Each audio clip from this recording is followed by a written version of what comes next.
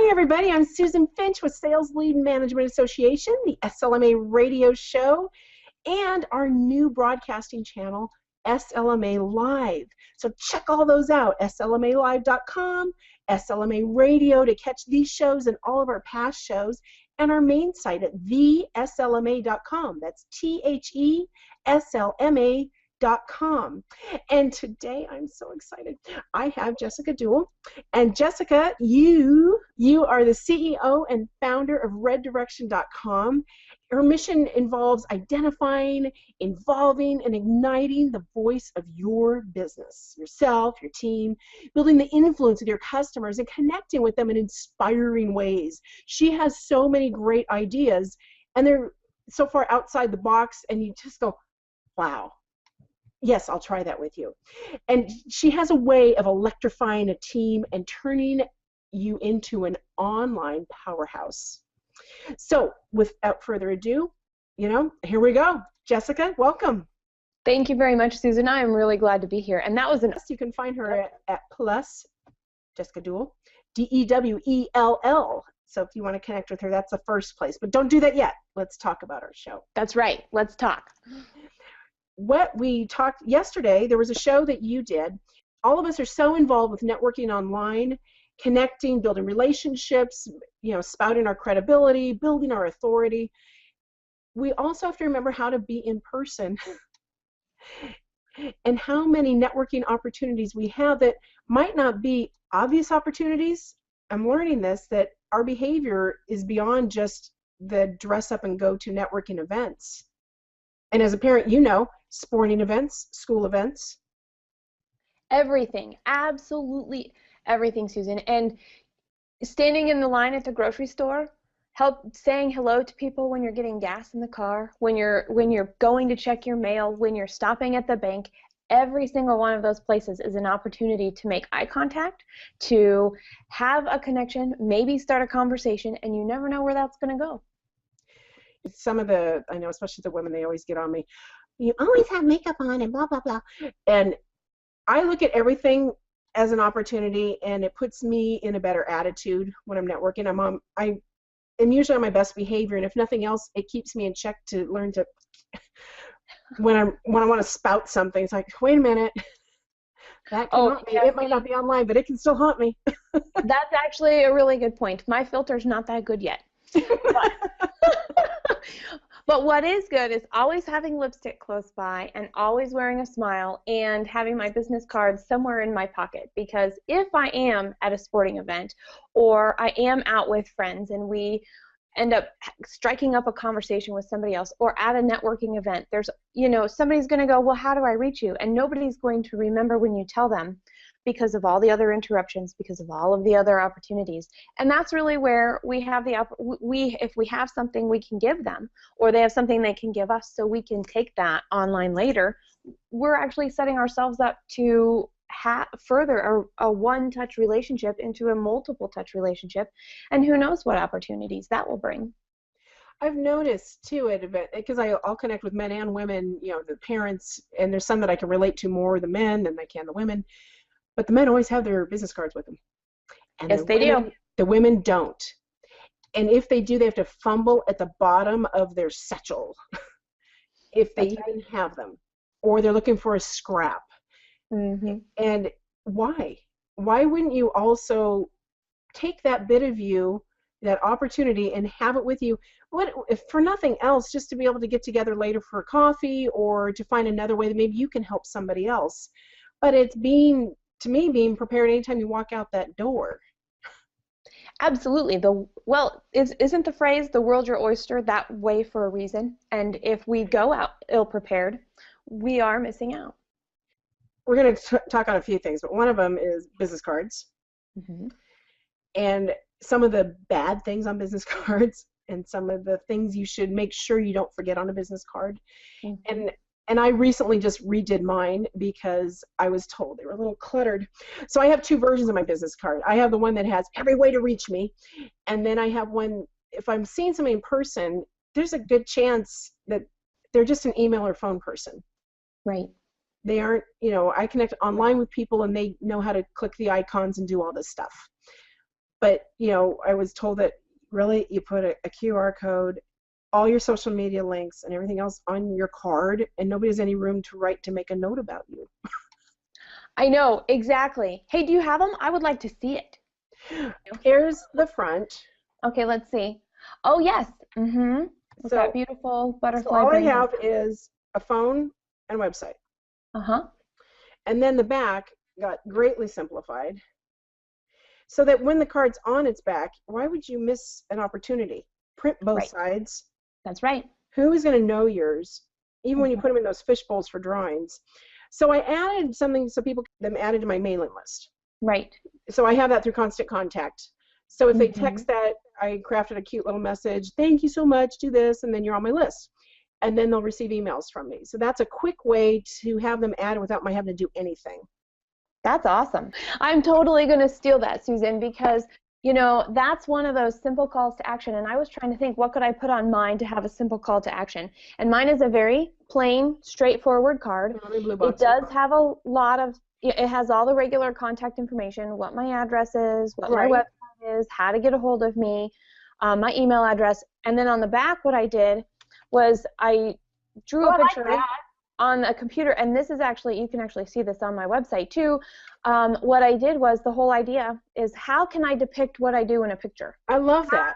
How can I depict what I do in a picture and still have room for people to write? But look how attention-getting that is, because it is an illustration. Yes. It's not a graphic. I mean, it looks hand-drawn, it's crisp, it's really simple. And that is actually really, if you sit down with me, I take a lot of notes, I draw pictures, I do all of that stuff anyway, so that's really a reflection of who I am as well. Well, here's an example of what not to do. Do we have enough going on? No, I don't think so. There was still there's about a ½ inch below LinkedIn right there. I do like your new card. It is very beautiful. Yeah, that's a little bit better.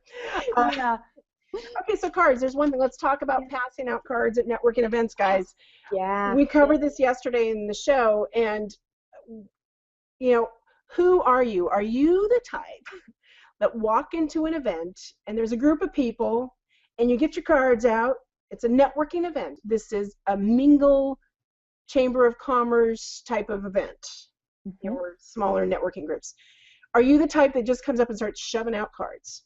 Hi, I'm, and you're just cramming them at people without ever looking them in the eye, asking them who they are, what they do, listening at all, and you almost just disrupt the entire group. And I bring this up because I've had this at several events recently, and I cringe. I'm really shy. And so to have people thrusting things at me when I don't even know who they are and they've interrupted my conversation, first I get ticked because it's rude and they don't know what we were talking about. Yes. And at that point, I don't know if I even would want their card, because if that's how they communicate, it's like, I got other people I want to talk to. So what's your thought on that? I feel for people like that, because I don't know where they're coming from when they do that. If that's what they were told, if they really don't know how to start a conversation, or they feel like jumping in is the way to go. However, interruptions, we don't like interruptions when we're working. We don't like interruptions when we're with our family. We don't like interruptions when we're trying to have downtime. So if we're in a conversation and somebody just came and interrupted us right now, I'd give them a little bit of a sideways look, and then I would change my body language, and I would still talk to you, and then I would try and bring them into the conversation. But if they're already gone, if they've given me that business card, they've just dropped it off. It's almost like posting and running. Just don't do it. Just hand somebody the card, say hello, if that's all you get, and move on and do whatever you need to do, which I still think you should stick around for a conversation. We do agree with that, Susan. Right. But when somebody does that to me, I actually stick it on the bottom of my pile. And I have a pen because I write on my cards. I don't have shiny cards for that purpose. And then I make notes, and I'm like, this was a runner. This was a runner. And so I am not always good about follow-up. So what I've decided to do is, in my effort to follow up better from networking events, they get that little notation runner on the card, and then I actually will send them an email and ask them an open-ended question. Hey, we met at such and such. This was the conversation that I was having when you joined. What do you think about it? Or if there was a speaker at some point, what was the topic that what was your biggest takeaway? And if they don't respond, they go in the bin. Off they go. But if they do respond, then I'm like, okay, they just have poor networking etiquette, but they might be somebody that could just be doing a poor job and still have something really nice to share with the world and to have some value there. So I do give people an extra chance if they do drop and run with their cards. Well, but you're not quite like that, are you? Not you. I'm not really. I value my time. When I get to these events, it's a range most of the time, especially at women's events, of people that have never had a business. The MLM people, you're working for somebody and you're trying, but it's all so new. Some of them I'm thinking about having a business, and then you have the more seasoned people. Mm-hmm. And I tend to, seek out and gravitate towards those just because I've been around. I don't mind doing some hand holding. They always give us at one event, they give us one question to everybody ask each other, like the icebreaker kind of question. And there are about 100 of us there. And so we're around little cocktail tables. There's music blaring, everything else. It's like a club setting. And the one icebreaker question at this last one was, tell me what gets you excited. And one person told me, she said, I am a representative of this new skincare thing and blah, blah, blah, blah, blah. And I heard it and I listened, and she was so scared. And I took a breath. I said, okay, we're going to play a game. I'm going to be you. And I spun it on her. I said, I love to have people excited when they look in the mirror because they know they look their best. And she said, well, that's what I do. I said, I know. But that's not what you said. Exactly. So, there's part of that happens. Yeah. Mm-hmm. There's part of remembering to listen. Mm-hmm. Take a few seconds. And, and then there are those hostage situations I was telling you about where there's another event that I go to, and it's mixed, and it's a lot of CEOs and stuff, but I always seem to get captured. And you know what that is? That's because we're present. People who are present at events, those people either dying for attention, we think we don't talk a lot and we're on the line all the time, and it's nice to talk to people, but there are people that apparently, they never get out, never ever, and they gravitate towards me too. And how do you get out of a situation like that, Susan? I have ideas. Yeah. Because the other thing is they don't ever listen or ask me one question. Yes, that's exactly right. And their stuff might be interesting. I am actually usually very interested, but there's a point, it's like, can I have a turn? So what I've done is if I'm truly interested in talking to them, I would love to continue this conversation. We should make a time that we can visit later because I need to catch up with a few more people. Yes. And that's the most polite way. Mm-hmm. And then I've had the ones that are just kind of sucking your time, and you're standing there and you're looking for any out. Well, I'm going to get a drink or something. Yes. I'll come too. And they're with you again. And it's like gum on your shoe. And you're like trying to get the gum off and scrape it off. And it keeps going. And then it's like, okay, well, I'm going to go visit. Oh, I'll come too. It's like, oh my gosh. And so I usually try and gravitate towards another small group, mm-hmm. bring them over, and drop them off, and then and make on to another group. Yeah. It's that's about the. I'm trying to be polite because there's just no reason to be rude. They're all trying to reach out somehow, and I appreciate that. But there's a point it's like, gotta go, because I want to touch bases with several people. Interrupt, and I will say, well, so what is your purpose at this event? Right? What is your purpose at this event? Because if they're the tag along kind, and they're like, well, I'm here to meet people. I'm like, you've been talking to me. See you later. You might want to talk to some other people. Yeah, you should go meet some other people. Exactly. What's your purpose? And your purpose. Oh, you don't have a purpose. Got it. Well, how about if is there something I can do for you? Let me write that on your card, and I will get that to you after this event. Those are some of the great. Those are two that I do. But I'm going to try the drop off. We're going to call it Susan's drop off. Well, and that's it. I mean, are you folks one of those? Are you the ones that take us hostage?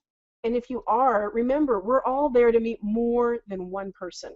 That's right. We're all there to connect or maybe even reconnect with somebody we didn't see since the last event. And we want to touch bases with them. So remember to free everybody. Free them up. Let them flutter around and visit others. I love it, Susan. That's great. Goodness. Well, how about this? How about if you come up and talk to me and I pull out my phone? Okay, can we talk about lunches? Holy cow. Please, let's switch. Networking events, lunch networking / learning events. I know, right? Okay, let's tackle each of those separately. Let's start with lunch. Lunch. You invited me to lunch. You wanted me to talk to you about something, and you wanted me to clear my schedule, not bill other people, not make any money for a little bit of time, to listen to you and your ideas and how we might collaborate. Doggone you if you bring out your stinking phone. When I'm sitting at the table giving you 100% attention, my phone's tucked away, and you whip out your phone because an important call came in. What am I? That's right. It's not nice. It's just not nice. And you've wasted my time and put me so low on the totem pole, I probably won't want to do much with you. In my opinion, it's more than not nice. It's plain out rude, especially if it's a one-on-one lunch situation. Yep. And we won't be having lunch again if that happens to me. The calls can wait, guys, unless you're, tell me ahead of time, hey, my kid's in an operation. Hey, my mom's sick. That's right. I got to take this. That's her doctor. Mm-hmm. Yeah, that's right. Or it's my doctor calling, or I'll let you know I'm expecting a call from my doctor. I have to take it. I've been waiting for 3 days. That's exactly. And excuse yourself. Get up from the table, leave, and take that private call. But don't make me sit there and have to be quiet, too. Right. That's right. While you're yammering on at a table with a whole room of people around you. And I actually really like your comment. Get up and go take your private call. Excuse yourself. That is I think that's a huge thing. That if you have to take a call, I have to tell you, for me, and what if we were in a group of people, somebody takes that call and they're talking as they're walking out, drives me crazy. That is, I think that's the same level of rude in that case. And mobile phones, they're great, they're wonderful, but you've got me in person, you don't need to check out what I'm doing on Twitter. No, we don't need to be connecting that way or anything else. Give me your card. Okay. I'll take care of that later. I'm with you. Right. Well, and I know, though, at learning events, I mean, a lot of us go to conferences, and we have to, or whatever it is, and sometimes the speakers aren't so engaging, and you might be tempted to pull out Angry Birds or, Candy Crush or something, but unless you're taking, like, real notes, good grief, they're there, and not only did you pay for that, and that doesn't give you the right to be impolite, to be rude. They can see you, that you are not focused on them. They can see all your distractions because they are up there and have this vantage point. You aren't fooling anybody, and all you're telling them is that you would rather be anywhere but there. And how does that make a speaker feel? Or you are an invited participant and you will behave as one and consider yourself on stage the whole time at that point. You are being watched by the host. You are being watched by your coworkers. You're being watched by your supervisors. And somebody will rat you out, for one thing. And you'll be known as the rude person at the events. That's right. And the sad part is nobody will ever tell you that you've achieved that tag. You've been tagged that way. Oh, so here you know what I mean? I don't know, I wouldn't tell. If somebody tells me about somebody else like that, I'm like, oh, okay. But I would never tell that person that they've been tagged. And maybe I need to change that now that I'm saying it out loud, because I'm like, oh, well, somebody needs to tell them. I tell But people. that's the teaching moment, and it goes back to what you were talking about. At which point in time do we need to make sure that we're taking care of us and our priorities, and why are we taking the actions we're taking versus educating and helping other people experience or not experience something. And that might be where the mom comes in, because I'm known to poke people, the teenagers by me in church, like, stop it. And it's, and their moms are like, hey, thank you. So, I get torn between that. There is a point that it's very distracting, or if I'm very protective of the speaker, maybe it's a friend of mine that's speaking, and I know how she would feel, knowing that was going on, or he would feel. Mm-hmm. And so sometimes I might say something just because I go into that protect mode. Absolutely. And so that, I think, I get torn between that and just being quiet and not worrying about it. It's not my business. It's not my thing. It's just, my job is to be there and be present and do what I should do. Right. So, I know I get torn on that kind of thing because I do too. It's really hard. Although if it's a speaker that I wanted to see, I'm more like, I'll pass a note. Sometimes I'll be like, turn it off, and people will be like, and they hand, right. and they'll pass this little note right down to whoever it needs to go to. But realistically, whether you're paying money or not, I think it doesn't matter. You're giving time. If we take money out of the equation, we're giving time. And time is an incredibly precious resource. And if we're not using it in the moment, if we're not taking advantage of what that connection brings, then we really are missing out. And we are dulling the light. We are tearing down that person that we are with because we're not present with them. We're not there to build ideas. We're not there to have a conversation to learn something new. We're not there to do whatever role playing we need to do. And that is truly a loss. It's a loss for the person who is not present, and it is a loss for the person who is present that happens to be in that particular moment at the same time. And it takes a lot of, sass to be able to realize this, to actually be able to recognize that person's not present and then do something about it. And right. And that's actually that goes back to the self-love and the preservation of what are we doing? Why did we choose to come? And honoring that for ourselves, and not having a balance and a boundary of not having to take care of others or tolerate things that do not support what we're trying to accomplish. Right. I need to take a little break here because we go on for this, I think, for hours, but we can't. So let me take a quick break, and then we will be back with Jessica Dewell talking about networking with class, networking with thought.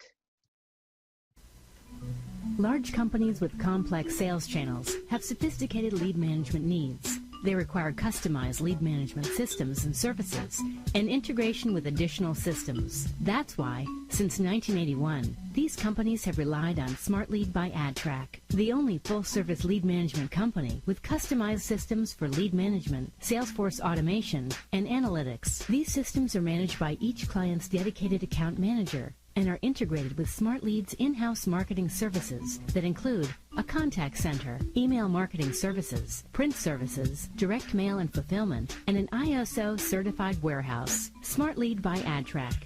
3 decades of pioneering lead management best practices and systems for complex lead management needs. For more information, visit our website at smartlead.com. All right, thank you so much. This is SLMA Radio. I'm Susan Finch, your co-host today, and my guest is Jessica Dewell, and she is the CEO and founder of reddirection.com, and we have been having a wonderful and very passionate conversation about not only polite networking, considerate networking, and the type of person you want to be regarded as a networker at events. You want people to look forward to seeing you there. You want people to be happy you're on their guest list. You want to make sure that you are the one that you want to be the one they want to have lunch with and brainstorm their next great idea that you might benefit from, because they know you are present 100%. So we still have about 10 more minutes of this conversation. So we're going to keep it going. Jessica. I'm just going to do my little dance. This is just... Wow. So networking. Well, we've talked a little bit about networking events, and we've talked a little bit about lunches, and we've talked about one-on-one interactions and some etiquette to consider and be aware of, and how do we take advantage of that, and how do we respect the time of others. What about a dinner? Let's say we're at a conference and they have a dinner that night. And so it's networking, but it's also a little more formal. It has a different environment. Is that the right time to engage in active networking and be trying to continue doing what you were doing during the day? My thought on that, this is the round table rubber chicken kind of dinner thing? Yeah. Okay. I think it's a time to get more personal. And then from there, it's not the put the cards in a pile in the middle of the table, ugly on the table. They've made this beautiful table. Why would you dirty it up with that to make it your opportunity, your desk for the evening? Let the event be the event. Engage in personal conversation. Get to know somebody. What did they do before the event? Did they explore anything? Did they discover any place right wherever the event is? Was there any memorable thing they learned from earlier in the day at one of the sessions? And how can you bring that into a more personal, oh, well, that kind of ties in because I like this type of thing, or I'm reading this book. Bring that in. And if that engagement's there, then maybe during dessert, I would really like to talk to you later and connect.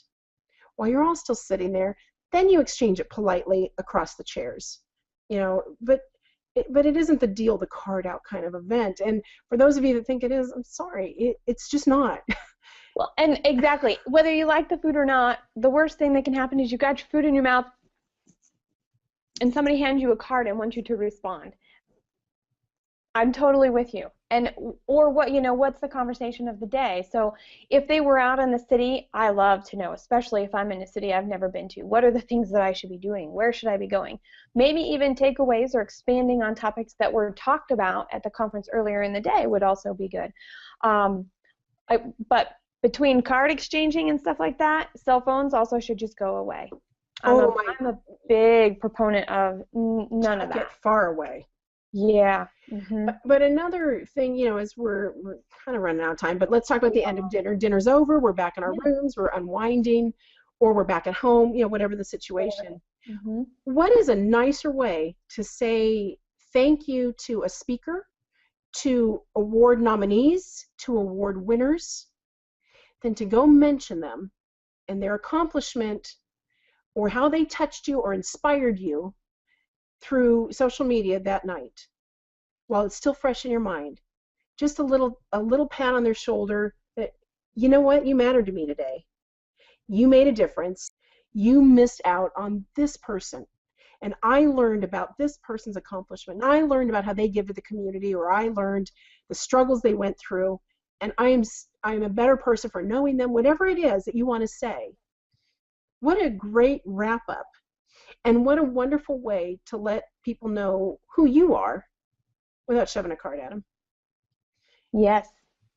Because all the cards that you handed out during the day, what are they going to do? They're going to come check out what you're doing on your social media sites that you link to on your website, or if you happen to have one like Susan's old card, where they can stalk you right there. But you make such a good point, and it's something that's often overlooked, and people don't think about it the next day, and then it's out of their mind and they forgot. And so what a beautiful way to show appreciation and continue that moment of presence by that acknowledgement. Yep. So there's our challenge for you all. We have a few. Put your phone away. Be present. Jessica, your turn.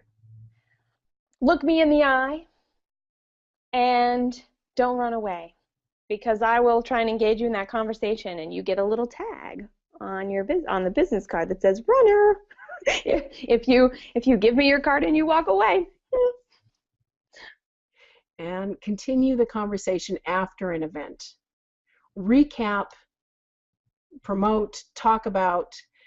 Be sure to acknowledge those that you went to listen to, the hosts, the winners, the nominees, the inspirational speakers. Acknowledge them and let them know they mattered. Think how you would feel after you put yourself out there, after you gave of your time to show up somewhere, whether you got paid or not. You don't even know what some of us go through before public speaking. And most of the people that get invited are so introverted. They have stomach aches, knots, and want to throw up before they get on stage. Thank them for not throwing up. No, thank them for whatever they share. That's right. And every single piece of that shows thoughtfulness and presence. And that is what is going to attract people to you in that crowd when you're at that networking event to begin with. Yep. So With that, we will both leave you. This has been SLMA Radio. My guest, Jessica Dewell, and I'm Susan Finch, your co-host. Check us out on slmaradio.com, and we will look forward to seeing you or having you see us again soon. Thank you so much.